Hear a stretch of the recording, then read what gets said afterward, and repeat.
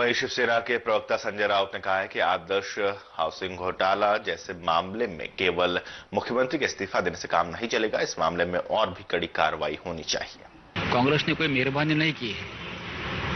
जिस तरह से ये घोटाला सामने आया है, ये सिर्फ एक जमीन का घोटाला नहीं है या 20-25 घरों का घोटाला नहीं है।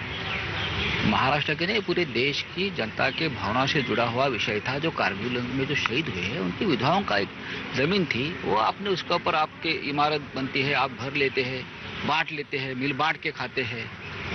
लेकिन उससे हम संतुष्ट नहीं है। मुख्यमंत्री को जाना ही था। और भी जो नाम आए हैं उसमें आप उसके बारे में क्या एक्शन लेंगे, आप बताइए। आचार्य ने कहा है कि केवल सीएम को हटाने से काम नहीं चलेगा। घोटाले से जुड़े सर्वोच्च लोगों को यानी कि बॉस को हटाना होगा। By mere resigning from the chief ministership is not enough.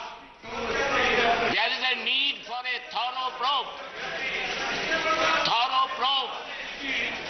Independent probe is required.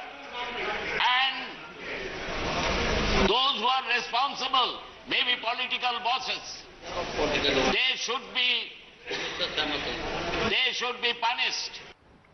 Ashok Chauhan के इस्तीफे के बाद कांग्रेस उनके समर्थन में आ गई है। कानून मंत्री वीरप्पा मोइली ने कहा है कि मुख्यमंत्री के इस्तीफे का ये अर्थ नहीं कि वो दोषी हैं। It is too early to say that, but even then, because sometime we go by some perceptions, and even though it may not be a proved fact, it may be by a perception. People will feel that the public should not unnecessarily rebuke them. So to indicate their propriety, sometimes there is. जी हाँ, तो ये तमाम चीजें जब Obama के जाते ही सामने आ चुकी है और अब कयास लगाए जा रहे हैं कि अब महाराष्ट्र का मुख्यमंत्री कौन होगा। इस दौर में कौन कौन हैं ऐसे नेता जो मुख्यमंत्री पद के दावेदार हैं। लेकिन उससे पहले अगर बात करें अशोक चौहान की और इन तमाम बयानों की, इस पर राय लेने के लिए चलते हैं अपने न्यूज रूम। बात करते हैं संजय से। इन तमाम नेताओं के बयानों को सुनने के बाद संजय क्या कहा जाए। एक तरफ अगर बात करें अशोक चौहान की, उन्होंने कहा है कि मैं निर्दोष नहीं हूं। वीरप्पा मोइली का भी बयान आता है कि उनके इस्तीफे लेने का मतलब ये नहीं कि वो दोषी हैं। तमाम विपक्षी पार्टियों की बात कर लें तो उनका भी साफ तौर पर यह कहना है कि केवल इस्तीफे से काम नहीं चलेगा और कड़ी कार्रवाई होनी चाहिए। क्या कहें इस पर?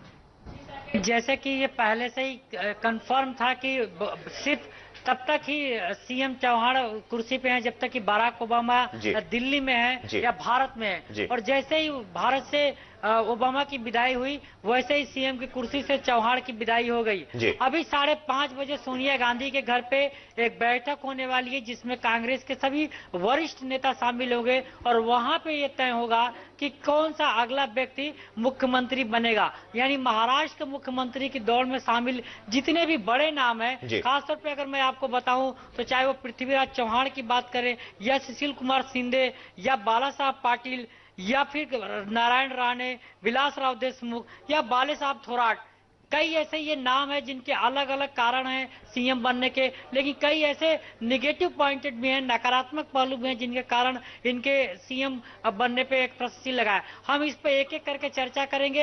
अगर हम सबसे पहले बात करें पृथ्वीराज चौहान की, जिनको मुख्यमंत्री बनने के सबसे ज्यादा चांसेस दिखाई दे रहे हैं, तो उनके जो सबसे उनके पक्ष में जो सकारात्मक बात है वो ये है कि वो दिल्ली के करीब हैं, सोनिया गांधी के करीब हैं, केंद्र में मंत्री हैं और सबसे बड़ी बात की एक बेदाग छवि के नेता हैं।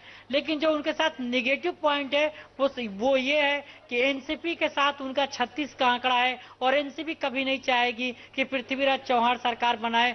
और दूसरी बात ये है कि वो अगर चुनाव लड़ते हैं, खासतौर पे अगर विधानसभा का चुनाव लड़ते हैं साकेत, तो उनके जीतने की संभावना कम है क्योंकि वो। संजय, इन तमाम नामों पर चर्चा करने से पहले मैं आपसे ये जानना चाहूंगा कि मुख्यमंत्री पद के नाम की घोषणा में एनसीपी का कितना बड़ा रोल होगा? जी साकेत, एनसीपी का इसलिए बड़ा रोल है क्योंकि एनसीपी एक साझीदार है कांग्रेस की वहां पे और एनसीपी के साथ ही सरकार को चलाना है। अगर मंत्री पद पे कोई ऐसा व्यक्ति बैठता है जो एनसीपी को मंजूर नहीं है तो जाहिर सी बात है कि फिर कांग्रेस को सरकार चलाना। तो संजय, आज शाम में जो बैठक होने वाली है कांग्रेस की, उसमें क्या एनसीपी के कुछ नेताओं को भी शामिल किया गया ताकि उनकी भी राय ली जा सके?